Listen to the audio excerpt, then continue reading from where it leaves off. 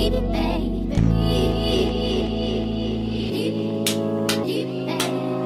y'all, I'm Tiana Michelle and welcome back. January was 7 months long and the rest of the year lasted for 3 minutes, so we're now nearing the end of 2025. So I figured this would be the perfect time to discuss my length retention journey that I'm on and give a little update on how everything has been going for me. Back in January, I decided probably for the 4th time that I was going to try to grow my hair to my waist. I had no plans. I decided, hey, I'm gonna do a length check every month with a t-shirt and I'm just gonna get there. The first 3 months of the year, I found myself falling into the same patterns that I always did. I'm very scissor happy. And 2, I never get professional trims. I can count on 3 fingers the amount of times that I've gotten a professional trim in my 20s. So how I thought I was going to reach waist length without extra help, I don't know, y'all. Even though I technically started on my length retention journey in January, it didn't really kickstart until June. And overall, I take very good care of my hair. But I'm telling you, professional trims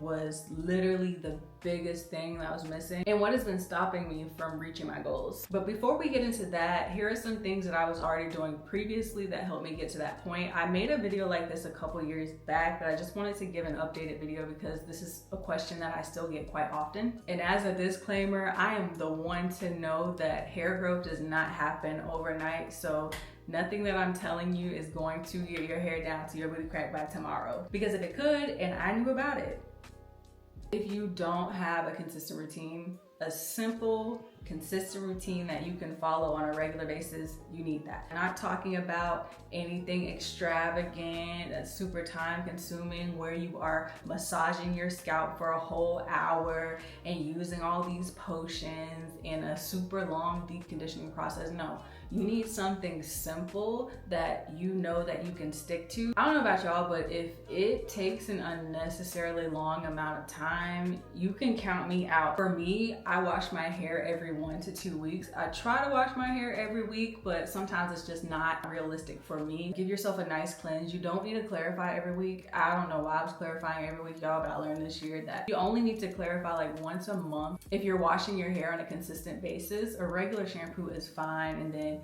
a clarifying shampoo once a month for maintenance. Make sure you're conditioning your hair. I love a good deep condition, but I don't do it every week, so a rinse out conditioner is fine. I promise you the wash day portion of your wash day is so much more important than your styling products. If you can stick to being consistent with your wash day routine, you're already on a roll. I typically don't use more than 3 to 5 products from wash to style. I try to keep it as simple as possible. You can be using the most high quality styling products, but if your hair is not properly cleansed, none of that really matters. I use a lot of different products because of the nature of my job, but you really don't need to have a lot of products. Once you find what works for you, which that takes trial and error, you don't gotta do much. You don't gotta do anything else. Like, once you find what works for you, stick to that. And be consistent with it so you can actually see the benefits of the products that you're using. When you do see reviews on my channel, I try to stick to the old school method of trying the products for at least 1 to 2 months to see how they really work on my hair over an extensive period of time so that I can provide accurate reviews. Products are important, but they're not nearly as important as your technique and your consistency. And speaking of styling, go ahead and find you 1 to 2 good styles that you don't mind wearing on a regular basis. You can get at least 5 days. I say a week, but at least 5 days out of that style where you don't really have to touch your hair. You're not having to restyle. You don't have to manipulate your hair a lot. And that really just varies on your hair and what works for you. If you can find a good style that you can be consistent with, because consistency is key.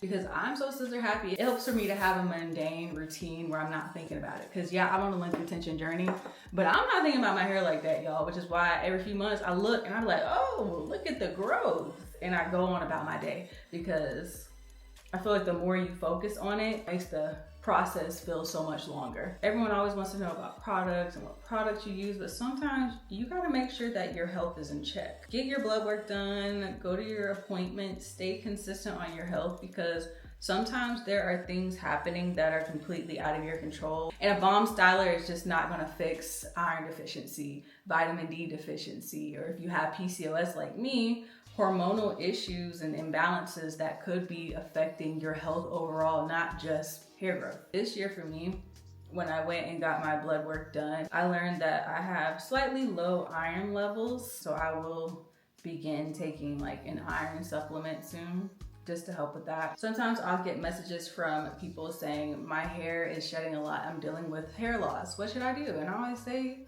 girl, go and see a doctor, please. I share what works for me, but I do not play about getting professional help. And also be moderate in what you do with your hair, especially when it comes to those styles that have a little bit more tension. This varies depending on your hair's density and strand thickness. Too much of anything can be bad for you. Like me, I love a good slick back, but I have cut them down to where I haven't fully let them go because again, I love a good slick back, but I do limit them to once a month. And that works for me. I've never had issues with hair loss or thinning from doing slick backs, but I don't want it to become a problem. So I'm always very moderate with the things that I do. And again, because we're all so different, that will be something that just varies depending on your hair. I learned that I have fine strands. I don't know why I used to think that I had normal, medium size strands, but no, I have fine strands. Even though my hair is super duper dense, which makes it appear so thick because it is, but my strands are fine. So I have to keep that in mind. And because I have fine strands, I'm very gentle with combing and brushing and just manipulation overall. When I'm in the shower and it's time to detangle my hair, I don't finger detangle, it's too much for me. I do use a brush. You can be just brushing through your hair a little bit too hard and you're hearing popping. That's breakage. You don't want to hear the pops. That's when you know that you might be being a little bit too rough on your hair. I don't hair type. I don't care what kind of curl pattern that I have. I have my reasons as to why it's just not something that I personally care about. I do feel like your hair's density and thickness, that is an important thing to know because I'm not in front. My hair is probably a lot more dense than most people. So understanding those things about yourself really crucial when you're on your own journey because you may see things that work for people who have a completely different density than you that might not work for you, and you have to keep that in mind. Like for me, as simple as doing a ponytail or a bun, I gotta work in layers where someone who has low density can just throw it back with no problems. But at the same time, if you have low density and fine strands, doing too many tight styles or doing tight styles on wet hair could also be creating unnecessary breakage for you. So back to what I was doing at the beginning of the year when I decided, hey, I'm going to try and get to waist length. I got me a little t-shirt and I'm gonna measure my length every month. I'm gonna do the old school method of seeing how fast my hair grows. And also I'm gonna do my trims on my own. Even though one, I can't see the back of my own head, so there's a chance that it's gonna be uneven. And two, I'm very scissor happy and I've always cut above what I need to. In the first 3 months before I did my own trim, I noticed, whoa, so my hair actually grows at a very steady rate. March comes and I decide, hey, it's time for me to trim my own hair. I don't remember how much I trimmed, but I'm noticing, hey, this is feeling stagnant. I'm not seeing growth. I'm maintaining, which is what I've done for the past 4 years. I've maintained. So around May, I start thinking maybe I should give up on this whole length retention journey thing. I did my last t-shirt length check in April and I did not pick up that t-shirt anymore. I was like, you know what? Maybe this isn't for me. And then I got in contact with Mo Knows Hair, who is an OG in this space. In June, I go and get my hair done by Mo, and honestly, it changed the entire game for me. Scratch the first half of the year, my length retention journey started in June. Getting your hair professionally trimmed makes such a huge difference, a difference that I didn't even realize how important that is and how much I needed that. The amount of split ends that I get has decreased so much. Even though I'm taking amazing care of my hair, none of that matters because I'm kind of hindering the growth by not getting that extra help. Healthier has always been my main priority. I just hadn't found anyone to go to. I've been seeing her routinely and I went back to her for a check-in in September and she didn't really have to trim much at all. And when she trimmed my hair in June, I really needed a trim because I was cutting my own hair and it was kind of uneven. She evened it out and she made it blunt because I kind of want my hair to be blunt right now, and when I reach waist length, I'm gonna get layers cut into it. When I got my hair trimmed in June, it pretty much put me back to where I started at in January lengthwise, but at such a better place. It was so needed. And besides the faults of doing my own trims, it felt so nice to hear from a professional that there were so many things that I was doing right. And when I went back 3 months later for a trim, she said, well, shoot, what I'm supposed to cut? That was such a huge confirmation for me that I have been on the right track with my hair. Professional trims was literally the one thing that I was missing and the one thing that was hindering me from reaching my goals. I haven't reached my goals yet, but I am feeling so confident now. This applies to my life in general. If I learned one thing this year, it's that sometimes you need help. Sometimes there are things that you can't do on your own, and getting help will propel you. And if you don't already know, I am huge on doing whatever works for your hair, but I also understand that when people watch my videos, they are also using some of the tips that I share. Even though I am doing what works for me, I still don't want to put things out there that are harmful. And for years, I've always said, get a professional trim. Don't do what I do.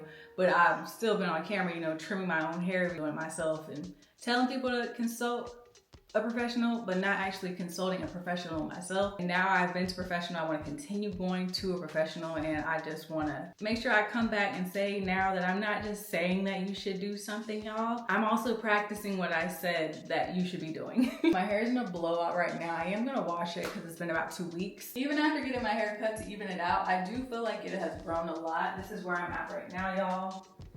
And my hair is blown out and it's still so full. I was too lazy to actually change shirts, but I went and grabbed my old t-shirt from earlier this year to do a measurement for the month of December, just for the heck of it, even though you can clearly see that I stopped in April. Okay, a little bit.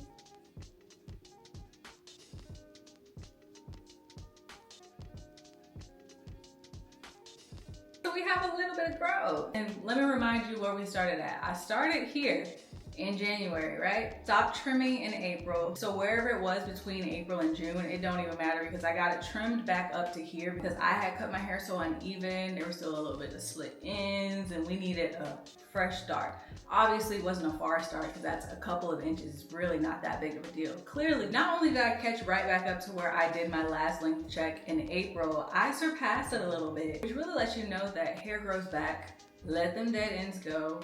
And if you can, find a professional that you trust to do your trims for you instead of doing it yourself. It's a journey, so for me, I'm not in a rush. I'm not trying to get anywhere by any time. I just want my hair to be as healthy as it can be. And honestly, I'm just doing it just because. I'm gonna go ahead and end the video here. I really hope that it's helpful for you. If you enjoyed it, please give it a thumbs up and subscribe if you haven't already, and I'll see you next Tuesday. Bye.